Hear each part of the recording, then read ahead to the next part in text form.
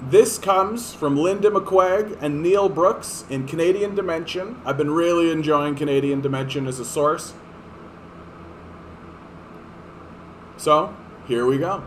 In 2008, just after the election of Barack Obama, the two of us were trying to peddle an idea for a book decrying the rise of billionaires. A New York publisher told us he loved our proposal, but it came too late. With Obama's election, he said the super rich would soon be hit by steep taxes that would start depleting their fortunes. Their day in the sun was done.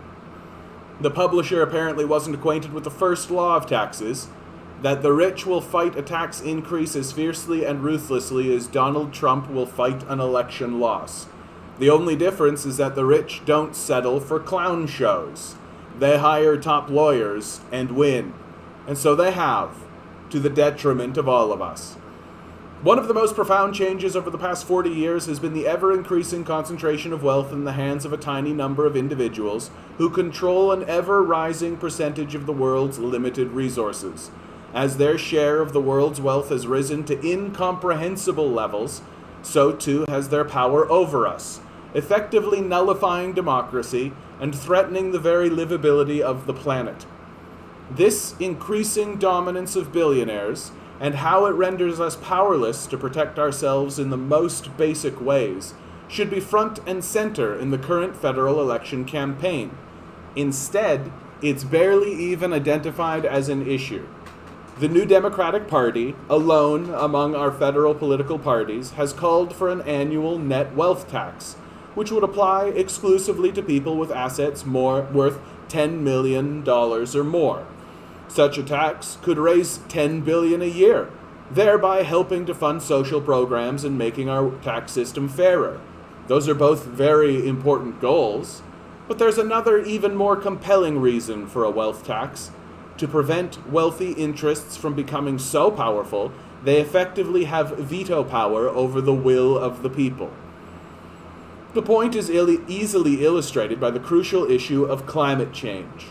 A majority of Canadians now consider global warming an emergency requiring serious action. But the colossally rich and powerful fossil fuel industry opposes such action. Hence, Justin Trudeau talks earnestly about tackling climate change, but his government doesn't do what's necessary to actually reduce emissions. In fact, it spends billions of dollars buying and expanding the Trans Mountain Pipeline, so the fossil fuel industry can increase its output from the oil sands. As a result, Canada's emissions continue to grow, depriving Canadians of the opportunity to protect ourselves against a harrowing future of intense heat, fires, droughts, and floods. The notion that billionaires effectively control key aspects of the political agenda in ways that profoundly affect our lives and our futures would be repulsive to most Canadians. However, the political domination of the super rich is a reality, even if it's rarely discussed or even acknowledged in the mainstream media. And it's the elephant in the room of our current election campaign, where there's some discussion of climate change and other looming environmental disasters, but almost no discussion of what's blocking action on these vital fronts. Although the dominance of billionaires greatly limits our political options, it's a subject that is almost entirely missing from the election campaign. This is partially because the billionaire class exerts its political influence in ways that are hard to see. The super rich don't have one single lever that gives them political influence. Rather, their influence is pervasive and often invisible. Their enormous wealth enables them to disproportionately influence virtually every variable that determines political outcomes. Here's just a partial list of how they influence politics. Their control over investments that create jobs ensures them a privileged position in negotiating with government. Their control with the major institutions through which the public's opinions are formed and mediated, such as policy planning organizations, think tanks, and trade and industrial organizations. Their ownership of the mass media, which most citizens depend on for information and analysis about public policies, and which overwhelmingly reflect the interest of business and the wealthy. Their hiring of an army of PR consultants to mislead the public about their intentions, and lobbyists to influence legislative results. Their ability to hold out the promise of high-paying jobs in their companies and on their boards to politicians and civil servants who further their agenda while in office, and their personal access through social connections to politicians so that political leaders are always acutely aware of their views and concerns, a form of cognitive capture. We didn't even mention the most obvious method of influence: financial contributions to political campaigns, because such contributions are well known and public, and are at least partially governed by rules. But as the list shows above, there are so many other less visible but highly effective ways that super-rich people influence political decision-making. It would be possible to try and cut off some of these avenues of influence through regulation, but the task of devising meaningful rules with sufficient teeth would be mammoth, and any new rules would almost certainly be blocked or whittled down by lobbyists. The only way to reduce the influence of the billionaires is to get to the root of the problem, by reducing their wealth. The sheer amount of wealth now owned by billionaires is so staggering it defies imagination. Just 8 men own more wealth than half of the world's population, over 3.5 billion people. As Oxfam reported a couple of years ago, such wealth juxtapositions between billionaires and the rest of the world get more out of control and obscene all the time. And yet we're supposed to believe that nothing needs to be done about it. Will it still be okay when 2 or 3 men own virtually all of the wealth in the world, in addition to controlling outer space? Forbes, the American business magazine, started publishing an annual list of the world's billionaires in 1987. In that year, the magazine counted 140 billionaires worldwide with an estimated total worth of 295 billion American dollars. 35 years later, in 2021, it counted 2,755 billionaires around the world worth a staggering 13.1 trillion, an amount equal to 15% of global gross domestic product. And in this era, when the B word is tossed around freely, let's not forget how many dollars it actually takes to make a billion. If you were to receive $1 every second, 24 hours a day, it would take you 12 days to become a millionaire. But to become a billionaire, you'd have to keep up that pace, receiving $1 every second, 24 hours a day, for a staggering 32 years. And of course, a mere uni-billionaire barely turns heads on a beach anymore. The wealthiest billionaires, like Jeff Bezos and Elon Musk, now have more than 180 billion each. To be in that league, you'd have to have received $1 every second, 24 hours a day, for more than 5,000 years, since the early part of the Bronze Age, not that long after humans lived in caves. Fast forward to the current pandemic, when so many people have lost their jobs or suffered debilitating illness, yet the wealth of billionaires has risen to stupefying heights. Worldwide, billionaire wealth rose by 5 trillion to 13.1 trillion over a 12-month period, by far the most dramatic increase in recorded history. The wealth of Canada's top 44 billionaires surged by more than 50 billion during the pandemic. The very wealthiest, David Thompson, increased his holdings by almost 25 billion. Meanwhile, over the same time period, the average Canadian worker earned a salary of about $70,000, if they were fortunate enough to retain a job.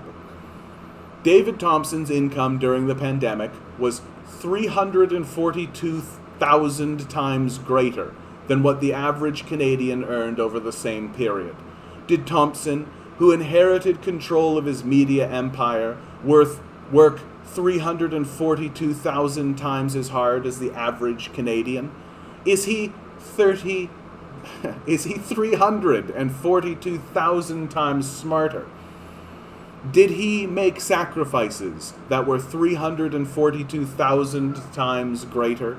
What conceivable principle of distributive justice, or any kind of justice, could possibly justify such a gap? In fact, there are still some commentators trying to make the case that such enormous hoarding of resources is justified. We maintain, on the contrary, that the immense concentration of wealth and income today is not due to economic imperatives, but to political decisions. That no economic or other purpose is served by allowing a small group of individuals to capture a grotesquely disproportionate share of national wealth. That those who have been able to accumulate these obscene amounts have no moral claim to their gigantic fortunes, that the super-rich are not uniquely talented wealth creators, but instead most are mostly greedy and ruthless manipulators who, through sheer luck, monopoly power, the opportunity to exploit accumulated knowledge, and often outright dishonesty, have managed to position themselves to capture the resources that should belong to others. That allowing a growing concentration of income and wealth among the ultra-rich has significant social, political, and economic costs. That there is no conflict between reducing this concentration of wealth and increasing the prosperity of everyone else. And that the tax system is an appropriate and necessary policy instrument for reducing this ridiculously large gap between the ultra-rich and everyone else. The tax system at present does nothing to prevent the accumulation of vast wealth.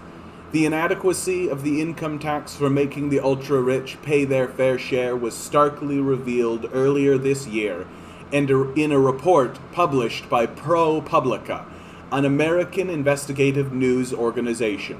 Based on income tax returns provided by an anonymous source, the report revealed in detail that the wealthiest Americans paid little or no tax, even while their wealth continued to grow at an astounding rate. The report compared how much tax the 25 richest Americans paid each year from 2014 to 2018, to how much Forbes estimated their wealth grew over the same period. In some of those years, while their wealth was doubling and tripling, Jeff Bezos, Michael Bloomberg, Carl Icahn, George Soros, Warren Buffett, and Elon Musk, among the wealthiest men in the world, paid no income tax at all. The main reason billionaires pay so little income tax is that their income is largely in the form of the appreciating value of their assets, particularly corporate stocks. As long as they don't sell those shares, their rise in value is not taxed under the income tax. Hence, billionaires can borrow against the appreciating value of their stock to finance their lavish lifestyles and defer paying income tax until the stock is sold. In Canada, payment can be deferred until death, at which point the stock is deemed to have been sold. And even when the stock is sold, the gains are taxed at only half the normal rates. Indeed, the concept of taxable income is almost irrelevant for billionaires. While almost all amounts received by working people count as taxable income, billionaires make their fortune through growth in the value of their assets, and that does not count as income under the income tax. Even if the income tax rate were increased to 100%, it would have little effect on the accumulation of their wealth. Hence, the only way to tax billionaires effectively is to tax their wealth directly through an annual net wealth tax. The ProPublica report dealt with American billionaires, but since the basic Canadian income tax rules are the same as those in the US, there is little doubt that an examination of the tax returns of Canadian billionaires would reveal that their income tax is a tiny percentage of their increasing wealth each year, leaving them largely untaxed. In Canada, the Trudeau Liberals have insisted that they want to increase taxes on the wealthy. The mandate letter to Chrystia Freeland when she took over as finance minister called on her to identify additional ways to tax extreme wealth inequality.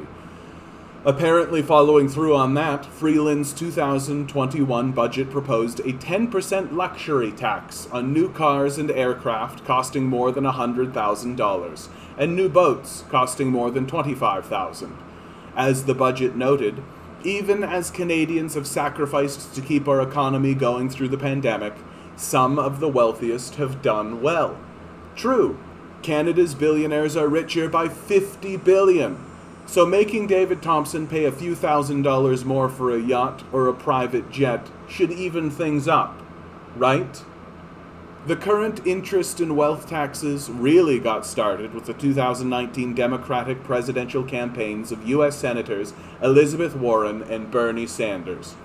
Warren proposed a 2% tax on individuals' net worth in excess of $50 million and a 6% rate above $1 billion. Sanders proposed a more aggressive and progressive tax, starting at 1% on net wealth above $32 million, rising to a marginal rate of 8% on net wealth above $10 billion. With progressive rates, a wealth tax could limit the growth of large fortunes, even reducing them in size. This is what the tax is supposed to do. Stop the rich from accumulating even bigger fortunes and wielding ever more power over the rest of us. As the great U.S. Supreme Court Justice Louis Brandeis noticed, we can have democracy in this country, or we can have great wealth concentrated in the hands of a few, but we can't have both. The wealth tax also entered Canadian politics in 2019. During that year's federal election campaign, when the New Democrats promised an annual tax of 1% on net wealth of more than $20 million. The NDP proposal was so timid compared to the proposals of Senators Warren and Sanders. The NDP's tax started at a lower threshold, but had no ramp-up in rates, even for billionaires. It would raise billions of dollars in revenue, but it would do little to reduce wealth concentration. Indeed, to actually slow or reduce the size of large fortunes, a wealth tax would have had to have higher rates than even those proposed by Sanders or Warren. The renowned French economist Thomas Piketty has argued for bold rates rising as high as 90% on billionaires, thereby taxing billionaires out of existence. Yet even the NDP's gentle 1% tax on wealth was too radical for Canadian politics. When the NDP introduced a motion in Parliament last November calling for a wealth tax, only members of the NDP and Green Party voted for it.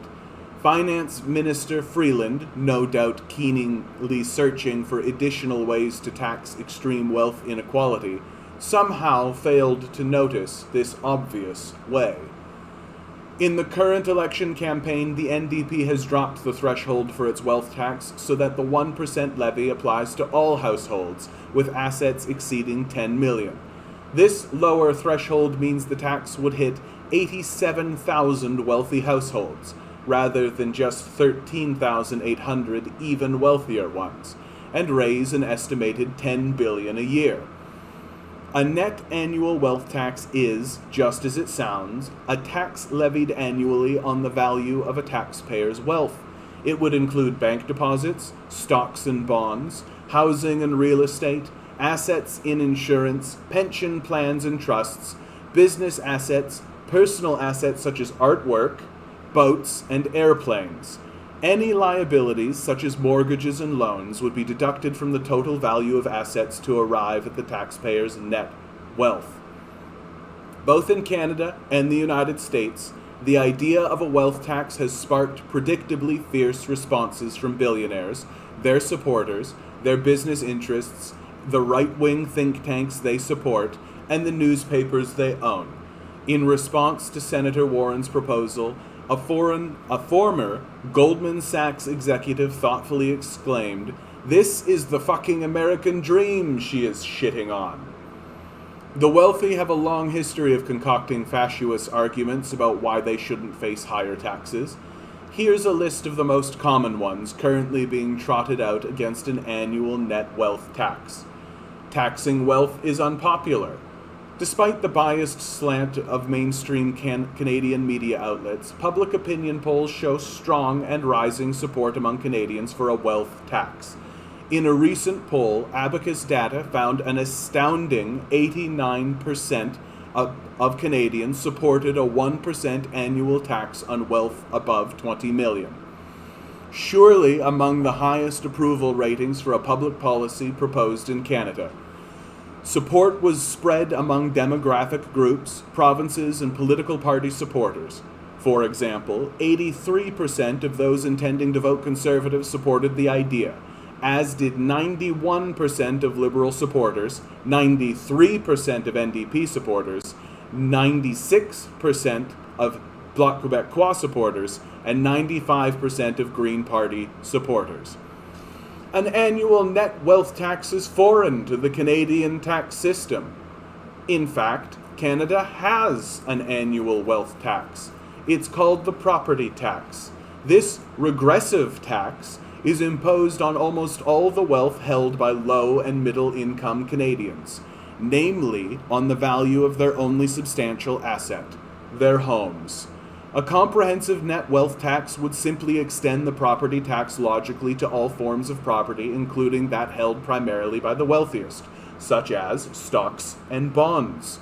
If middle-income Canadians can pay an annual tax on the value of all their wealth, surely the wealthiest Canadians can as well.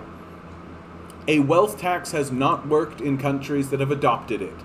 In 1990, 12 European countries had annual wealth taxes. Now only 3 do. Although various reasons have been offered to explain the repeal of European wealth taxes, analysts agreed the taxes were badly designed. They had countless exemptions that were difficult to remove because of the political influence of those who benefited from them. They had relatively low thresholds, and thus fell on mainly merely rich families, contributing to their unpopularity and the difficulty of administrating them. Wealthy individuals could avoid them by migrating out of the country or evade them by placing wealth in secrecy jurisdictions. The current crop of wealth taxes are designed to avoid these earlier problems. Most importantly, they have high exemption levels, thereby ensuring they only fall on the wealthiest individuals, and the taxes would apply to a comprehensive list of their assets. Hence, they would be much easier to administer and enforce. Moreover, wealth inequality has grown dramatically since the 1990s, as has public awareness and desire for action on the issue. A tax on the wealth would amount to double taxation. Since fortunes may consist of money that was originally earned and therefore subject to income tax, critics argue that a wealth tax will unfairly tax this money a second time. In fact, only a minuscule part of the richest family's wealth has been subject to income tax. Almost all their wealth is due to the appreciating value of assets that is not taxed under the income tax until sold, and then at very discounted rates. Moreover, double tax in this sense is common throughout the tax system. The same might be said about the tax paid on consumption, such as the HST and the tax on cigarettes, and of course, the existing property tax. The various taxes are designed to serve different purposes, and thus double taxation is not a valid argument against them. In particular, one of the purposes of a net annual wealth tax is to reduce the concentration of wealth. No other tax does or can serve this purpose. The value of the assets is too difficult to determine. A large percentage of the assets of the wealthy are stocks and bonds that are traded daily, and for which there is an easily determined market value. For assets such as privately held businesses, valuation could be determined by a formula based on profits, adjusted book values, and sales, and only be required periodically instead of annually. Many non-traded assets held by the wealthy, such as artwork and jewelry, are frequently valued for purposes of insurance or security on loans. It has been suggested that to ensure owners are self-reporting the true value of their assets, The government, or any private bidder, could be given the option of acquiring the assets at the reported value plus a surcharge of, say, 30%. Some wealthy taxpayers have low incomes and thus might not have the cash to pay the tax. First, it is frankly hard to imagine that wealthy people would not have enough cash to pay a tax equal to a small percentage of the value of their assets. Indeed, if wealthy individuals have little cash, it's likely because they've organized their affairs to realize little income. For example, by allowing their capital gains to accrue in order to avoid the income tax. That is to say, they have arranged their own illiquidity. There's a simple solution. If wealthy individuals lack enough cash to pay the tax, they can borrow the required money from a bank. Besides, wealthy people always have the option of selling some of their assets to cover the cost of the tax. It's worth noting that little concern is paid to this problem when the assets of ordinary people are considered. When workers lose their jobs and have exhausted their employment insurance benefits before they can qualify for some form of social assistance, they must value their assets, except their homes, and systematically liquidate them until they only have assets valued at less than 1 month's entitlement to general welfare assistance. The ultra-rich will find ways to evade the tax. Tax laws that permit widespread tax evasion by the rich are not laws of nature. They reflect policy choices made by legislators. Particularly with the computer advances in recent years, stopping tax evasion is technically easy, and therefore simply a matter of political will. Recently enacted international finance laws have made hiding wealth offshores much more difficult. Canada could help by establishing a national wealth registry, which would require banks and financial institutions to report all financial assets they hold on behalf of their customers. And Ottawa could give more resources to the Canada Revenue Agency so that it could conduct more audits of the wealthy. The audits would more than pay for themselves.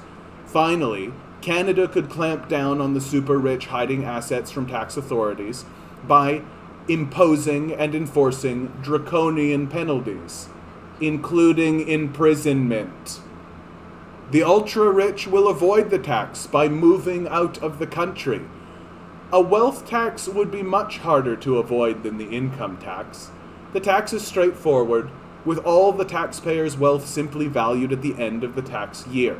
Besides, wealthy individuals, like everyone else who grows up in Canada, typically have family, community connections, and other strong associations to the country that make them reluctant to move. The evidence suggests that migration responses to all form of taxation are small. Besides, if some billionaires leave as the result of a wealth tax, so what? The tax would discourage savings and entrepreneurship. Does anyone seriously believe that people would cease their entrepreneurial activities if they could only dream of receiving hundreds of millions of dollars instead of billions of dollars? Is an entrepreneur even thinking about a possible future tax while trying to come up with an effective innovation? Moreover, the revenue raised from such a tax could be used to finance public investments that are essential to economic growth, such as education, scientific research, and infrastructure. The rich tend to spend their money on luxury homes and yachts, rather than on productive investments like building roads, starting community colleges, or conducting basic research. To tax the wealthy instead of introducing a new wealth tax, simply reform the income tax rules that apply to income from capital.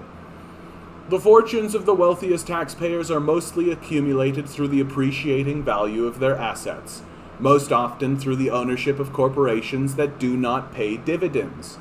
Income tax rules that would treat this appreciating value as income each year would be complex and politically difficult to enact, since they would apply to all taxpayers.